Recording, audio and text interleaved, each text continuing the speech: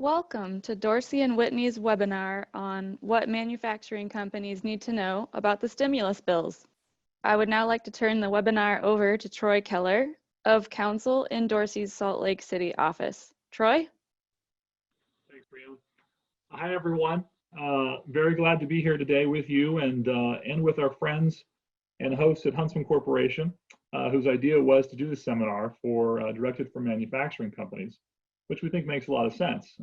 As you will see, the stimulus programs that we'll be talking about are particularly relevant and generally applicable to companies like yours. So a few housekeeping items before we jump in. Just as a reminder, today's webinar is scheduled for 60 minutes. We will try to cover a lot of territory, and so to the extent we go over by a minute or two, we apologize in advance, and won't be offended, of course, if people drop off because of that. Our panelists are calling in from a number of locations due to the work from home approach that many of us are in these days. So there's a chance that sound quality will vary, but we'll do our best to keep it uniform. We'll be walking through the slide presentation, and in that presentation will be available to you. They should be available for download via the reminder that was sent earlier today.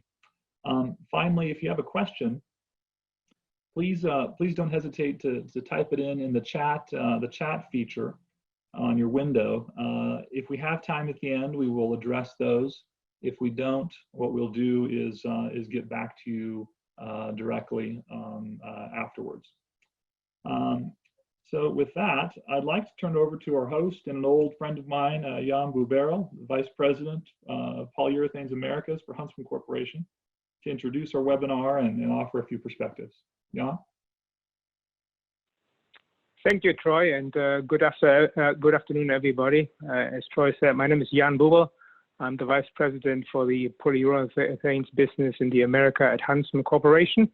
And I would like to thank everybody on the webinar, especially our customers, associates, the panelists, the members of Dorsey and Whitney, and also our fellow manufacturing peers who are joining today's webinar. Before we go into the presentation and the details of the webinar, I just want to extend my sincere hope that everybody on the call, along with their family, is safe and in good health during a very challenging time. I think at Huntsman, we deeply value the long-term relationship with our customers. And really our goal is in that webinar that with the support of Troy and the team, that we want to give you a different perspective. We want to listen to you. We want to address your needs and opportunities. And I think that platform will certainly give us a forum to do so. There's no doubt that we are facing new challenges and a lot of uncertainties ahead of us. But I think it's also clear that this kind of dialogue will give us the opportunity to identify opportunities, how we can move forward. And I think it's fair to say that the stimulus package that we will review today will be probably only a first round of more stimulus packages that will follow over the next couple of weeks and months. I think over the last 2 to 3 months, it is very clear that we have a rapid change in the way we conduct business, how we are impacted in our sector in the manufacturing side, and also how we are impacted, how we conduct our daily life at home. And I think when I see how we adapt to it, how our customer adapted, yes, there are a lot of challenges ahead of us. Yes, there's a lot of unpredictability ahead of us. But I'm very encouraged by the effort, the rapid adaptation, and the creativity I see at our customers within Huntsman in the industry. I think we know that there will be a change coming out of the COVID-19 crisis, and we have to adapt to it and conduct the business and conduct our interaction probably in a different way. I think what is important for us is that despite this uncertain environment, our priority is really to maintain and fulfill the needs of our customers and innovate with them to see how we can move forward, because I think there are opportunities for growth. There are opportunities to create joint value coming out of this crisis. And I think giving you the perspective what it exactly means around the stimulus package is very good there.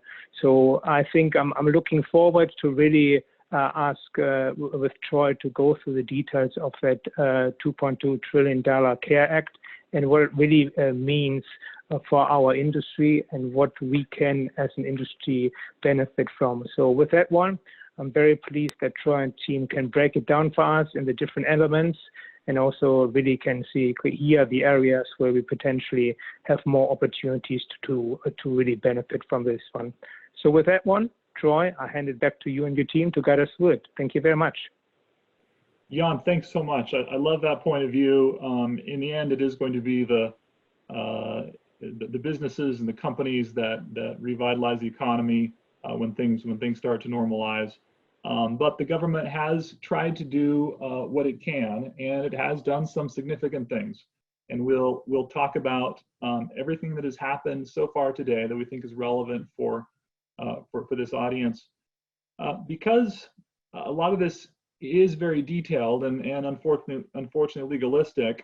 The details do matter. So while we'll try to cover a lot of areas, we will get into the weeds a little bit.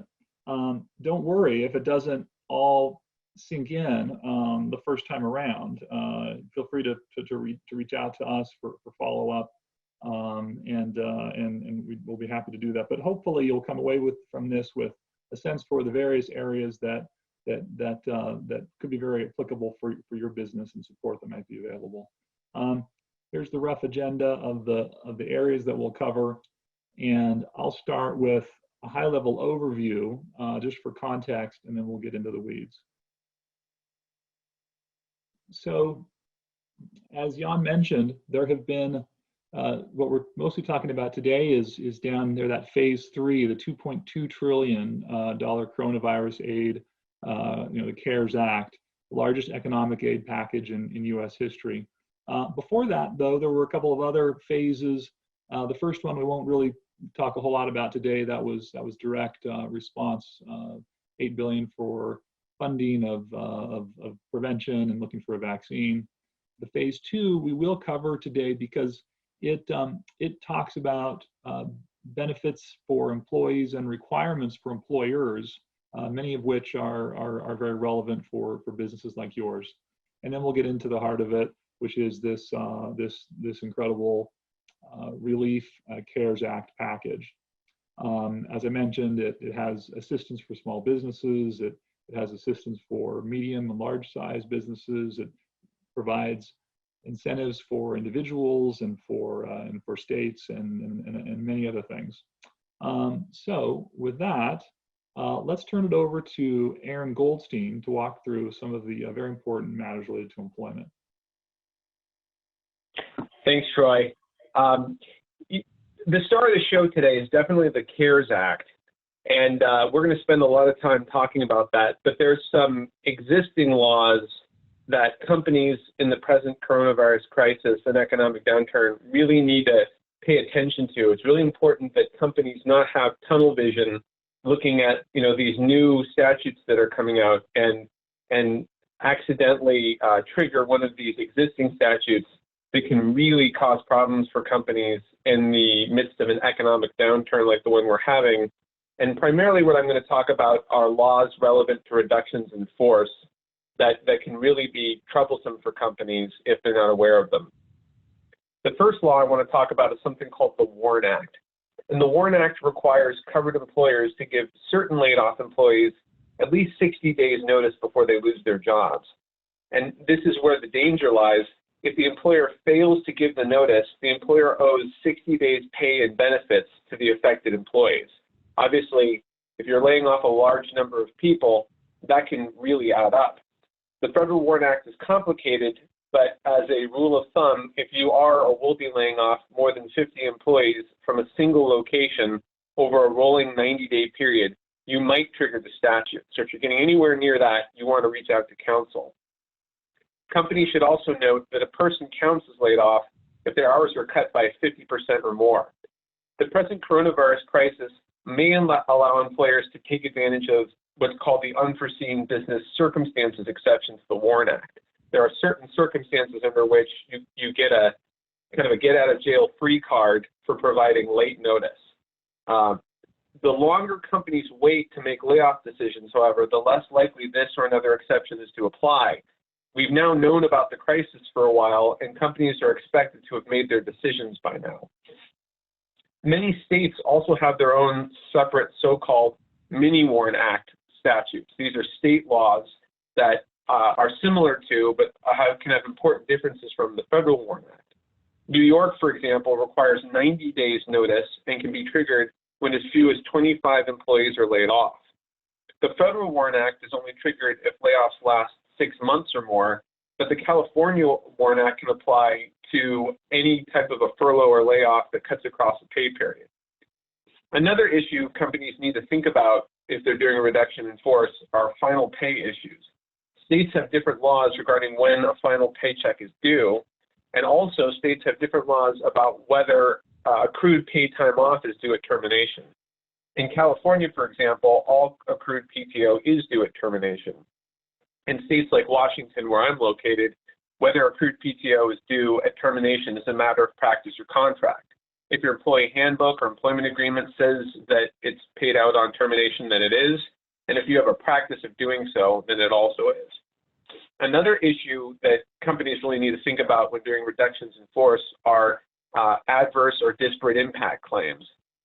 These are claims that a particular reduction in force is disproportionately impacting a certain protected class. So a protected class is just a group, whether it's age over 40, race, gender, national origin, that is legally protected. And without getting too much into the weeds regarding the math, if your reduction in force is more than 2 standard deviations from what would be statistically expected, you likely have a disparate impact problem. So before companies conduct a reduction in force, the company should assess the planned reduction in force and have counsel look at it to make sure it's within 2 standard deviations of what would be statistically expected. Now, these reductions in force and disparate impact claims are particularly tricky because you don't need to show actual intent to discriminate. All that you need to show is that you're statistically outside of those 2 standard deviations. So in addition to disparate impact claims, you also have individual discrimination and retaliation claims. Individual employees can bring discrimination claims if there's direct evidence that the decision to terminate was discriminatory. So for example, if in the reduction in force, your company terminates individuals with objectively better performance reviews who happen to be in protected classes than other individuals who are not in protected classes, it could give rise to a discrimination claim. Also, if you terminate employees or select employees for layoff who recently complained about the workplace or engaged in whistleblower activity, that could also give rise to retaliation claims. We get a lot of questions about furloughs, and it's not really clear what the definition of a furlough is. Most of the time when people talk about a furlough, they just mean some sort of temporary unpaid leave or work stoppage. And this could be with continued benefits or without continued benefits. And so the first thing you need to do if you're assessing a furlough is to be clear what the plan is that you're considering. If you're keeping employees on your books, but putting them on unpaid leave without health insurance, you could end up violating the Affordable Care Act. The Affordable Care Act requires that you provide at least 95% of your employees with health insurance. By putting employees on unpaid leave without benefits, you could fall below that 95% threshold, and if you do, you could pay substantial penalties every month for every employee in your company, not just the ones that you don't give health insurance to. It's also important to keep in mind that a furlough that goes longer than 6 months can trigger the Federal WARN Act. An employee, as I mentioned before, who is out of work for more than 6 months counts as a job loss for purposes of the WARN Act, and we've seen this come up in California. A furlough that cuts across a pay period can also trigger the WARN Act. Finally, I wanted to say some quick words about pay cuts for exempt employees. The default rule is that employees have to be paid overtime if they work more than 40 hours per week unless they work in certain white-collar jobs. But employees, to qualify for this exemption, have to be paid at least $684 per week or $35,568 per year to qualify for this exemption. And several states have an even higher minimum salary required for workers to qualify as exempt.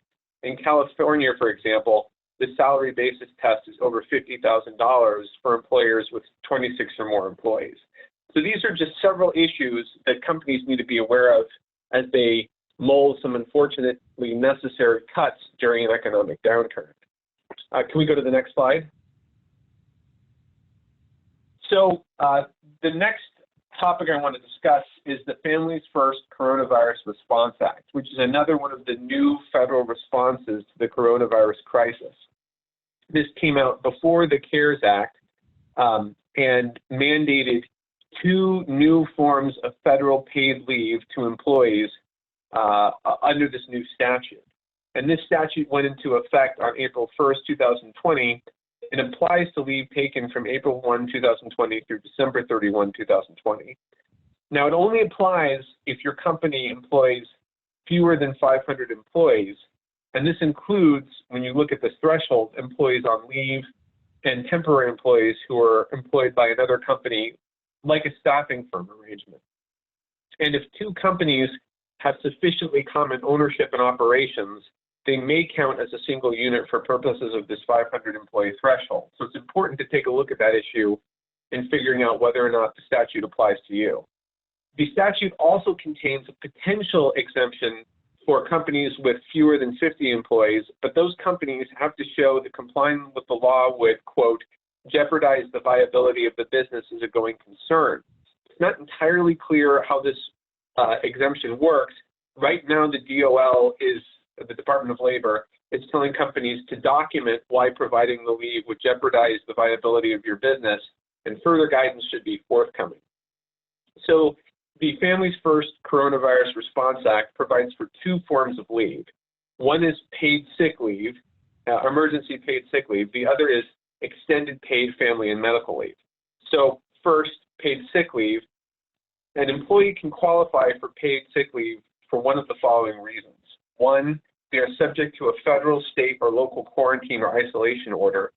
2, they've been advised to self-quarantine by a healthcare provider. Or 3, they themselves are experiencing COVID-19 symptoms and are seeking a medical diagnosis. Employees who fall into one of these categories can get up to 80 hours of paid sick leave. If it's for the employee's own COVID-19 related health issue, they can get 100% of their regular pay, up to a maximum of $511 per day.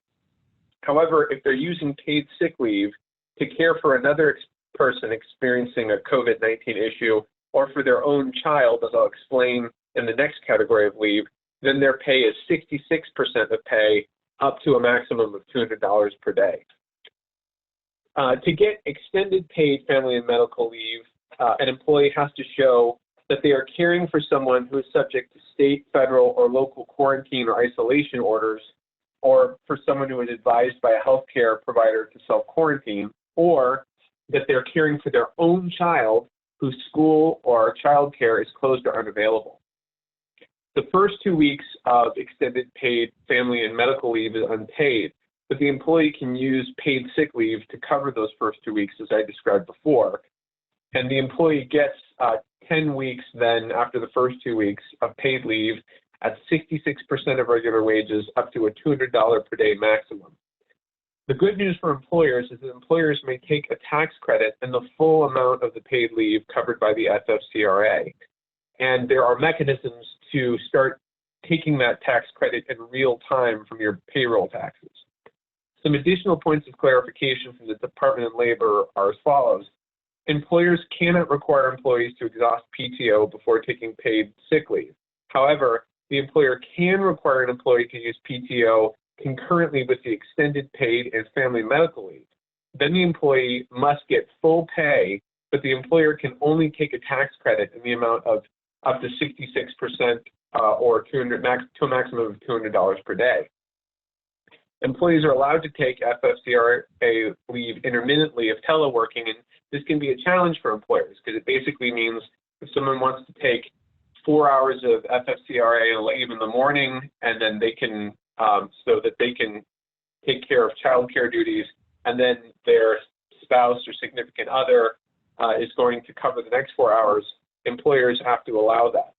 If the worker is furloughed or the employer does not have work for the employee to do at the time that the leave request is made, the employee does not qualify for leave under the FFCRA. However, if an employee is already on leave and the employer closes the work site, the employer still has to continue providing the paid leave. Can we go to the next slide? So in closing, I just want to say a few words about unemployment assistance that's available now federally. I'm a defense lawyer, a corporate side lawyer, my whole career, and I'm for the first time in my career learning a lot about unemployment insurance from the employee side, because I've been getting so many requests from employers to see what can we do, what resources can we point our employees to during this crisis. So to qualify for the extended unemployment insurance under the CARES Act, an employee needs to file for unemployment with the state in which they're located. An employee who is terminated for performance or misconduct reasons typically don't qualify. The person really has to be laid off. There's also benefits for people whose pay is greatly reduced or who their hours are reduced in some jurisdictions. And state benefits are determined by the amount of wages a person earned over a look-back period up to a maximum that can really vary widely from state to state. Some states like Washington have implemented emergency rules making unemployment benefits easier to obtain in light of the COVID-19 crisis. Now, the CARES Act supplements state benefits with some additional federal assistance. CARES Act, first of all, encourages more states to lower barriers to getting benefits, but the CARES Act also provides employees with an additional $600 per week on top of state law benefits. It applies to some gig workers and self-employed people as well. And finally, it gives an additional 13 weeks of benefits on top of regular state claims for unemployment insurance. These are just some of the issues employers have to take account of during this really unprecedented COVID-19 crisis. I'm going to go ahead and turn the presentation over to the star of the show here, Ken Logsdon, who will talk more about the CARES Act. Well, thank you for that, Aaron. And I can say, thankfully, I don't have to talk statistics in my piece of this webinar. So it'll be complicated, but you don't need to worry about what 2 standard deviations is. So hopefully that helps. So what am I going to talk about? Here, I'm going to dive into what's being called the PPP, or the Paycheck Protection Program. I'm also going to make mention of what's being also referred to as EIDL, the Economic Injury Disaster Relief Loan. I think I'm looking at the slide 12. We should be on, I think we're on the right slide. Apologies, just making sure. So what are these 2 programs? Most of this will be discussing the PPP, but we're going to compare and contrast briefly the differences between the 2, because I think it's important, it's helpful to wrap your mind around these 2 programs. One was in existence, and that was the EIDL program. It was there under the SBA for disaster purposes, but it has been bolstered and expanded under the CARES Act. The one that is brand new, it's the PPP. Importantly, the PPP has been layered over the SBA rules and regulations, and that's important. That speaks to issues of eligibility, at the heart of eligibility. Eligibility standards remain applicable, and a lot of companies aren't aware of that. So it actually does help to be mindful and knowledgeable on the regs and the rules underlying the SBA generally, because those are the gap fillers, so to speak, that if they're not addressed specifically in the CARES Act, then you have to look to the underlying rules and regulations for further guidance. So that said, the Paycheck Protection Program, I'm going to refer to it as PPP from here on out. It's a new program overlaid through on top of 7A of the SBA, which is the lending section of the SBA rules and regulations, addressing all the rules around lending and borrowing and all the qualifications, and it speaks to what lenders need to do as well. It's very comprehensive, years and years of development. But $350 billion has been set aside for this particular program. I think the latest I saw as of yesterday, only 100 billion of that is left for participants to take advantage of it. The money is going quickly. I think it was just over a week ago, Senator Rubio made a statement that the funds would run out as early as the end of May. Well, we might not even make it through April. So the money is moving quickly. There are talks of appropriating additional funds. As my colleague Troy mentioned earlier, it's unclear whether that's going to come to fruition.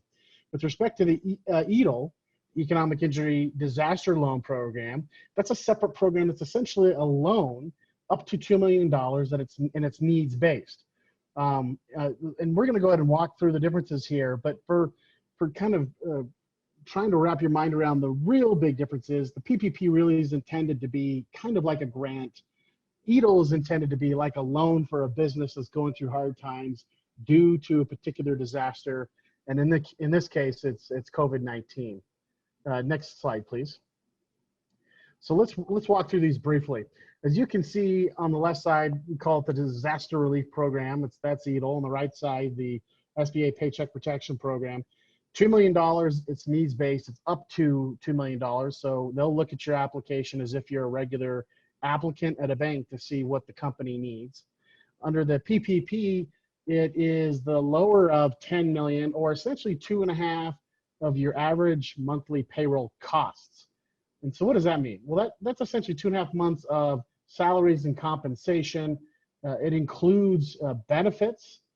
It includes benefits in the form of retirement, of health, even state and local tax. It does not include federal tax. It does not include FICA for a particular period. There's some nuances there. And it also does not include any salary in excess of $100,000 for any particular employee. You don't get excluded outright. It just is up to, there's a cap of $100,000 per employee. And you can look to either the fiscal year end 2019 or the trailing 12 months that most recently ended. In this case, if you did it today, it would be the March looking backwards to see what that particular number is. And that's a calculation that has to be done by the borrower. As for interest rates under the EDL program, it's no more than 3.75% for private companies, 2.75% for nonprofits. It's only going to be 1% under the PPP. As for terms, it can be as long as 30 years for EDL, but it's not going to be any longer than 2 years after the moment of forgiveness. And we're going to talk a bit more about forgiveness further on. It's important to see here, although the interest rate is 1%, you can see that on the slide we include fees. The fees aren't insignificant. And that's part of how these lenders and banks that are participating get compensated. Next slide, please. Okay. So here, this breaks down, this particular slide, the difference between the intended audience or target to take advantage of the program. The standard size limitations and restrictions apply under the EDL program, but they also increased it to allow for companies that have no greater than 500 employees. But that's for a temporary period. That'll end the end of this year, so keep that in mind. Under the PPP, you have that 500 employees or less, and keep in mind when we say employees, it's every employee, full, part-time, or otherwise, as described under the Act.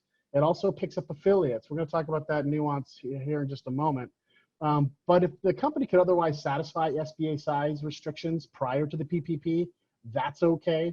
And there's also an alternative size standard that's little known, that's here on the slide, that talks about companies with tangible net worth of equal to or less than 15 million, and then average net income after taxes of equal to or less than 5 million over the 2 most recently completed fiscal years.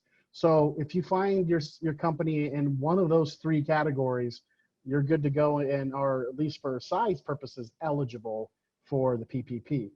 Next slide, please.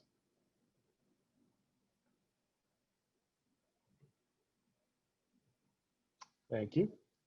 So this slide here talks about the types of entities that are being targeted for purposes of this program. Under EDL, you can see on the left side there, nonprofits, sole proprietors, independent contractors, ESOPs, co-ops, tribal businesses, and other businesses. Interestingly, you also have nonprofits there spoken to very broadly. If you look under PPP, you have nonprofits described as 501c3 or 501c19s. We believe that's deliberate. And so there are a lot of nonprofits that have been excluded for one reason or another under the PPP. That's important to keep in mind. Also, what is new is this notion of a sole proprietor or independent contractor, and that has included additional layer of complexity, especially when it comes to trying to verify payroll costs and other expenses. As for use of proceeds, this is very important. Under EDL, they can be used essentially for general operating expenses. It's designed to be a loan to keep the business running. For PPP, its primary intent is to pay payroll. So payroll costs and expenses are the ideal usage of use of proceeds, but they do go on to pick up rent, mortgage, interest payments, utilities, and then other interest payments on previously incurred secured debt. Next slide, please. In this slide here, we talk about forgiveness. Under EDL, there is no forgiveness. It's a true loan. Under the PPP, there is potential forgiveness, and we're going to speak about those details here in a moment. But importantly, whatever is forgiven is treated much like a grant, and it doesn't count against the company for income tax purposes. Under EDL, you have to show substantial economic injury. It's a fairly high bar. Under PPP, you must show that the assistance is necessary for ongoing operations. And we'll talk a little bit about the certification process here in just a moment. Guaranteeing collateral will be required under the EDL program for a loan of a certain size, over 200,000 specifically, if you're speaking to a guarantee, and 25,000 with respect to collateral. None of that is required under the PPP. And there's also no need under the PPP to show that you don't have access to alternative credit. EDL is very restrictive in that respect. You do essentially have to show that you do not have the means to obtain other financing. Next slide, please. Okay, we talked a bit about the appropriation of the funds, $349 billion to be a bit more precise on the PPP, $50 billion on EDL. I heard very recently, and Troy, he can correct me if I'm wrong here, and I haven't confirmed the number, but I was told that EDL has been oversubscribed by $100 billion. In other words, they've set aside $50 billion and they're already sitting at 150. If that is true, it really is unclear what happens to many, many applications that are out there and in limbo. It could take some time before Congress is willing to set aside additional funds for that. So I think that's something that needs to be kept in mind if you're looking to apply to these programs. And the EDL program is only in place so long as the economic disaster is in place. For the PPP, it's the covered period. It's February 15th to June 30. Next slide, please.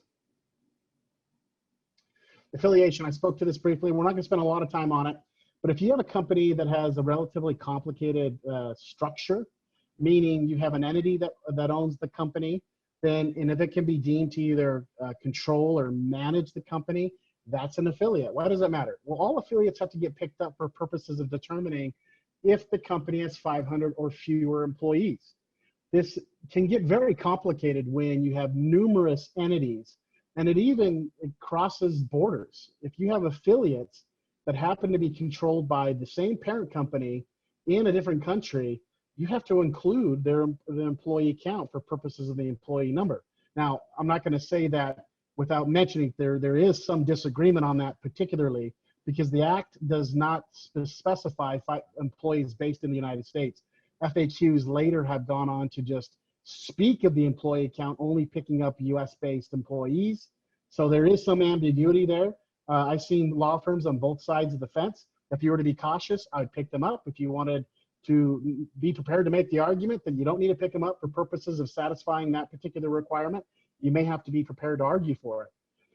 Importantly, though, if you are under the NAICS code, this is the code that's driven for North American standards that's also used by a myriad of government organizations, with starting with 72, which includes hospitality and food services. If you're a franchise or if you're receiving any funds or financing or have received financing from an SBIC, you don't have to concern yourself with the affiliate rules. And that has some very very big implications, and it can dramatically change the analysis for companies that don't need to consider those items. Okay, next slide. Loan forgiveness. This is one that's becoming more and more important because as the PPP program has got off the ground, a lot of companies have already applied for it. Some have already received funds. Now the new question is, now what, right? Well, I'll tell you what. First of all, you're only going to get forgiven for expenses that commence on the first day the loan funds are received, dispersed, and that two-month period following that date, or 8-week period. And you have to be prepared to document those expenses. It's unclear right now. We've been told that the SBA is going to come out with further guidance on exactly what's going to be needed there. I suspect the list is going to be pretty long and pretty descriptive, because this is the amount in which the applicant or the borrower is essentially going to get a free pass. The SBA has spoken to this already, however. Early on, they made it clear that no more than 75% of the amounts forgiven can be in the form of non-payroll expenses. What does that mean? Those expenses that include mortgage interest payments, secured debt interest payments, rents, and utilities. They can't make up more than 25% of what you hope to have forgiven. There's been a strong focus and desire to have these loan proceeds go towards paying payroll costs. And as you probably have guessed it, payroll costs also caps out on the forgiveness side as well. It will not pick up compensation in excess of $100,000. So be mindful of that.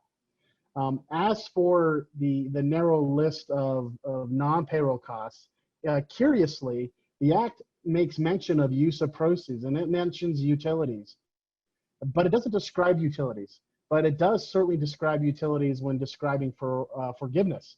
And it's a very narrow list of water, sewer, electricity, and internet. And so be mindful of that. It's not quite apples to apples on the use of proceeds. There's even a sub-layer here that must be considered. Once that application is completed and the supporting documentation is provided, then the SBA will approve or disapprove or ask for modification. It's unclear how that's going to look. But to the extent the loan amount that's been sought to be forgiven is approved by the SBA, if that amount is less than the loan amount, the original loan amount, then the remainder will be a termed out loan that'll remain outstanding for 2 years, a maturity of 2 years at 1%. Importantly, I didn't mention earlier, deferral on the loan is going to be in place for no less than 6 months. So there's going to be no need to pay any principal interest payments for at least the 6-month period after receiving the loan. So that is intended to help the borrower. As for what do you do with the proceeds of the loan, this is becoming a very nuanced discussion, especially for companies that already have loan facilities in place. A lot of their incumbent lenders are asking companies to, in exchange for a consent, to lock up those funds, set them aside in a separate deposit account, and restrict the use of proceeds to those only permitted by the SBA and as contemplated by the CARES Act. I think obviously lenders have their own reasons for wanting that, but if I were a company, I think that would be prudent to do anyhow, because you're going to want to be able to track all your expenses. What you don't want is to run into some issues with the fungible nature of cash and be in a position where it's questionable whether the use of proceeds were used for particular purposes that, even though they certainly were, you aren't really able to document it all that clearly. So I think it would be prudent, and I would suggest that you do that and keep very close records on those use of proceeds and be prepared to present that when time comes. Next slide, please. Certifications. So we talked about this earlier. There's certifications on the front end. There's certifications on the back end. The program was designed to be very streamlined, and so that lenders didn't have to really worry about a whole lot. When they first rolled out the program, that wasn't the case. They fixed it, thankfully, for the lenders and banks out there that are taking advantage of this program and trying to help the community get back on their feet, because that is the intent here. But borrowers do certify that they are in compliance with the CARES Act, that they're otherwise eligible. It's a very hefty certification. Lenders and banks only need to know that the company exists and paid employees as of February 15th. And if they haven't done your know your customer background diligence, they'll have to do that as well. But the one final piece that banks and lenders must be mindful of is the documentation that the borrower produces for purposes of describing and evidencing payroll must be reasonable and ideally produced on some kind of third-party software that's recognized. But they're not required to look behind the numbers. The onus is on the borrower to get it right, to make sure everything is accurate. It's also, the onus is on the borrower to show that they actually need the loan. The certification is that the funds are necessary for the ongoing operations of the company due to economic uncertainty. There's a lot of buzz around this. It's intended, it believed at the outset, this was supposed to be a lower bar than substantially impacted by COVID-19, as is the case under the EDOL program.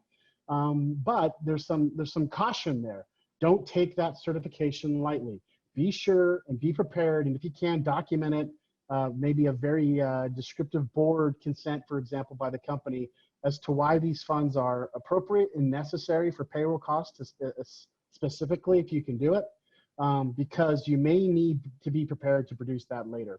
On the back end process for forgiveness, the certification is going to be a little bit more involved, and you're going to be certifying to the accuracy of all of those documents that are going to be required to be provided. Next slide, please. Other considerations, we talked a bit about other lenders that you may have already. If you already have current financing, double check your loan and credit agreements. Make sure they actually permit this indebtedness. This is a form of indebtedness under almost every credit agreement that I have seen. And so be mindful that you might need a consent or a waiver. As for non-permitted use of proceeds, that's a recourse issue. If you take the funds and don't use them in ways that are permitted, then the owners can be on the hook for it. So be mindful of that. And if there are any of the SBIC lenders or financiers that involved in the picture, that's very helpful too with respect to the affiliate analysis, as I mentioned earlier. And then the last slide here is how to get access to funds. If you don't know already, the EDOL program, though it's very oversubscribed, the quickest and supposedly the most efficient way to do it by design is to go directly to the SBA's website and apply directly, or a local SBA lender will call you. The world of lenders that can participate is more narrow than the world of lenders and banks that can participate under the PPP. So that call might take some time before it gets returned. Just be mindful. As for the PPP, there is a broad world of lenders and banks out there that are able to participate, and by design to keep this moving efficiently, so efficient that we have, we're just a couple weeks in here and we're near $300 billion. The magnitude is actually rather mind-blowing if you think about it. Okay. With that, I'll turn it over to Mary Streets, or Strites. I apologize. I misspoke, didn't I, Mary? Mary Strites. Yeah, but that's good. You said it correctly I got it earlier.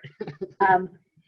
We're getting into the home stretch here with time rapidly slipping away.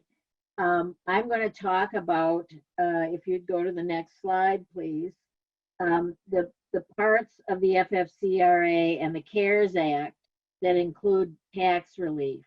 Most of this tax relief is immediate and short-term and temporary, and it's designed to help people in a time of struggle. The one I'll focus the most time on is the payroll tax relief. There will be slides in here that will outline some of the other types of relief available to businesses and individuals. Next slide. The first item of payroll tax relief, which is available to employers and also self-employed individuals, but we're not going to get into the weeds on that today, are credits available under the FFCRA for the sick leave and family leave wages that are required to be paid under that statute on and after April 1. Aaron talked all about those when those wages are required to be paid. What this credit does is basically reimburse employers for 100% of the wages required to be paid under the FFCRA through credits against the 6.2% Social Security tax portion of the employer's share of FICA And then if the credits exceed that liability, the excess is refundable from the government to the employer. Next slide. The other credit provision is contained in the CARES Act, and it's known as the Employee Retention Credit. It's a credit available when you retain employees and pay them under certain defined circumstances.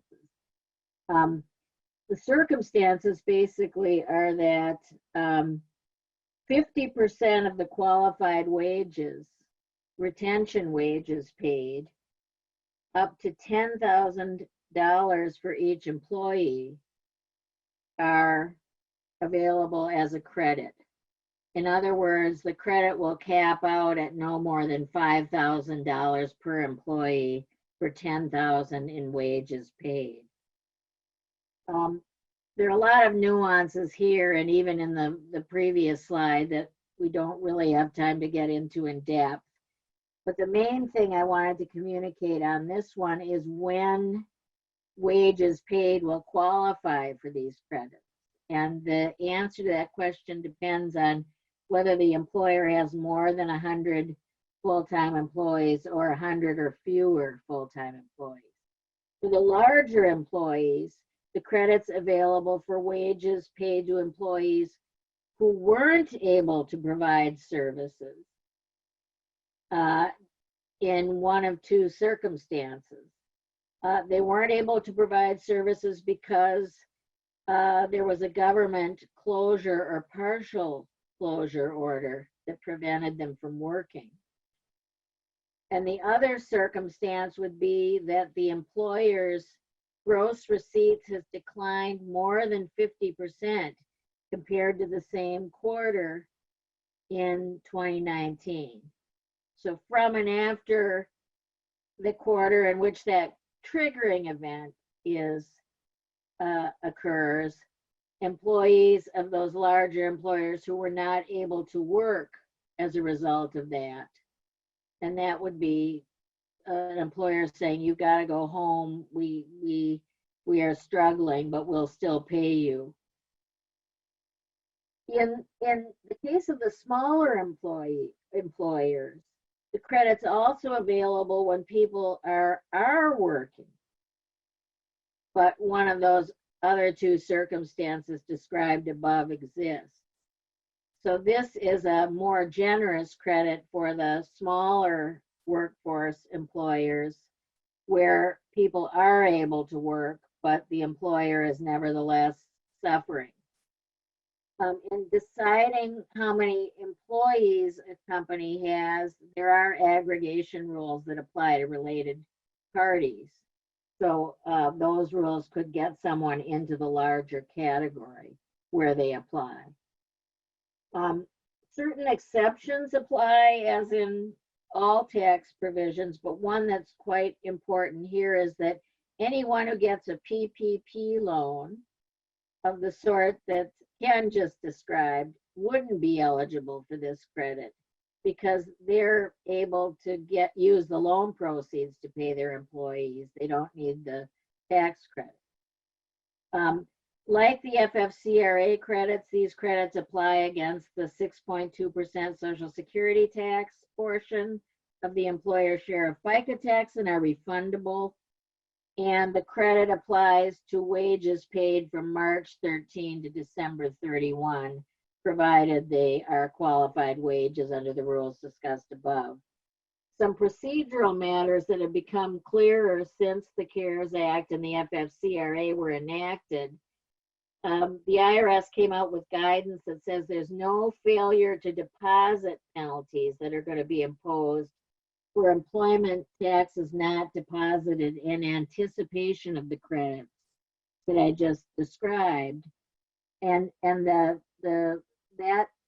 penalty relief will kick in to the extent the deposits are less than or equal to, the amounts not deposited are less than or equal to the amount of credits to which they're entitled as of the time of the deposit. And that the employer did not seek payment of an advance credit by filing a Form 7200.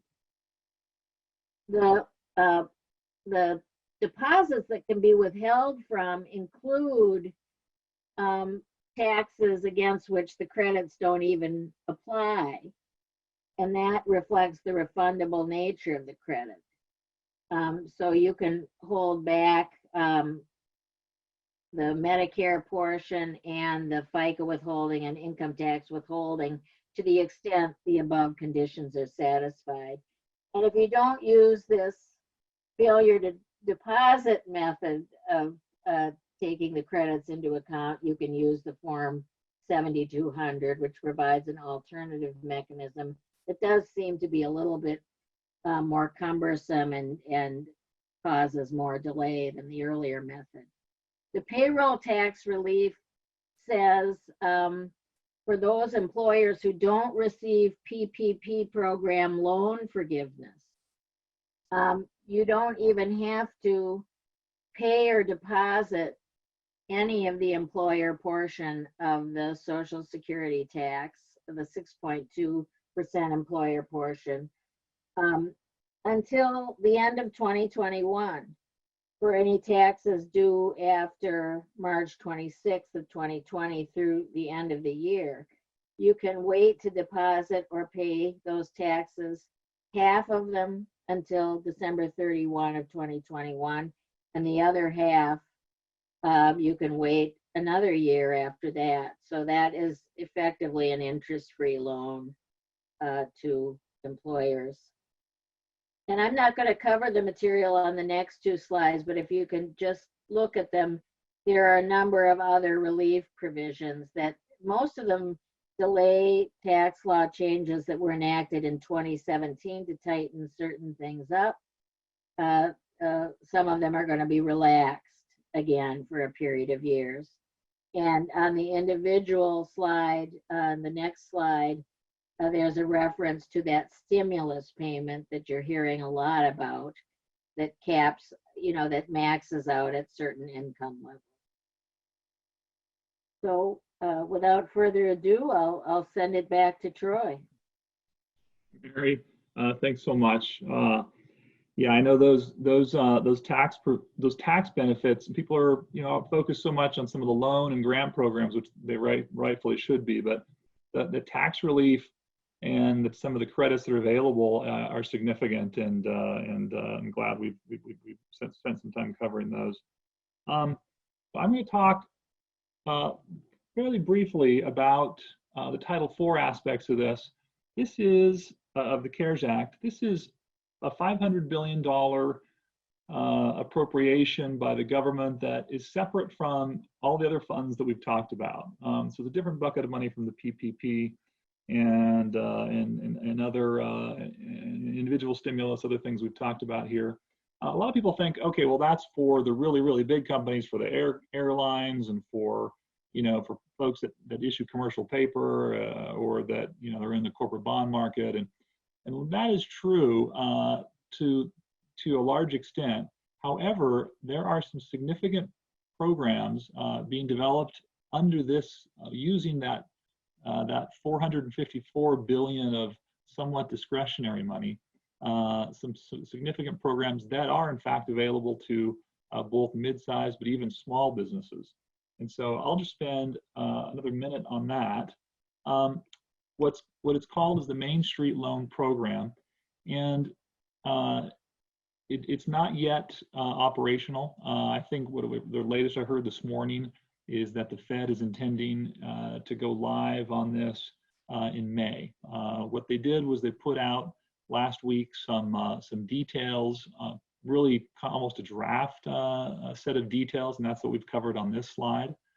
But they're subject to change. They're likely to change. There's been, I think, a lot of some extent negative feedback on the inflexibility of some of the terms. This program, the way it works from a Fed perspective is Treasury gives a chunk of that money that it was appropriated by Congress and to the Fed, and the Fed takes that. In this case, $75 billion of that money has been put into a facility that the Fed is leveraging into $600 billion of loans. So that's a nice big number. That is great. Downside is those are loans that the Fed expects to be paid back on, and there are no grants or forgiveness. And in fact, there will even be some some creditworthiness type of due diligence being done by the banks who are the ones who will be administering the program for the Fed. So in short, how it will work is that companies who want to participate in this will turn to their existing lenders and work with them on getting a loan under this program. But it's a loan that would have to fit within their existing debt covenants and their existing debt facilities in most cases, almost all cases. But as it says here on the slide, any company of up to 10,000 employees or 2.5 billion in sales size can participate in this program, even if you've also participated in the Paycheck Protection Program or other SBA programs. You can still participate in this one. The terms that have been proposed and are subject to change are fairly are nice, not great. You get the federal fund rate plus 250 to 400 basis points. So look at these as sort of 3 to 5% loans. No interest in the first it accrues but isn't payable during the first 12 months. The loan size, there's some restrictions there that are pretty complicated. I won't dive into these just given time, but think about them simply as if your EBITDA and your debt to EBITDA ratios exceed 4x or 6x, you might be sort of unable to participate in these programs. They also come with some strings attached. Companies are required to